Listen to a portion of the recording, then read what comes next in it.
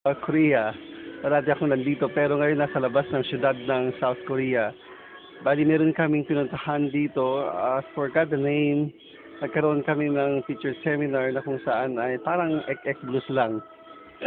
Pero napakaganda itong lugar. I really appreciate it. Tingnan natin ang nasa labas niya. Napakaganda itong tanawin na kung saan ay napalibutan ang isang lake. Kaya ng bundok, kaya makikita mo na ang tubig ay napakalinaw. Very still water. So ang alam ko to hindi siya river kundi siyang lake. See, napakaganda. Okay? Pati itong bahay na rinentahan nila ay napakaganda, napakasimple ang kanyang struktura, napakaliit din ang kanyang square meter sa tingin ko, pero napakaganda ang loob niya. Tingnan natin mamaya sa loob kung papaano. Okay. Ito yung kanyang papasok para sa main. Tingnan natin muna ang huling libot niya.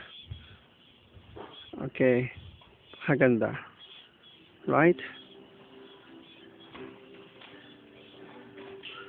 Tingnan natin to.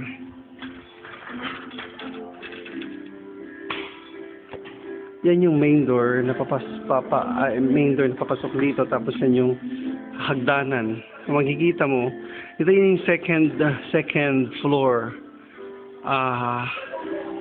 Makikita mo dito kapag nandun ka sa taas ang salas. Ito yung salas dito sa main first floor. That's how new. And ito yung kanilang salas. Ito yung dalawang kwarto na kung saan makikita mo din may mga banyo. Okay?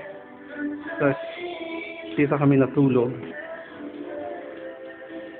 Makasimple. Tapos yan yung kitchen. Hi, Susan Yim. Ito yung kitchen. Simple. Diba? Reviewing stuff. Ganda, diba? Simple. Okay. Tapos ito yung kitchen. Okay. Labas siya dito. Kaya maganda nga siya, diba?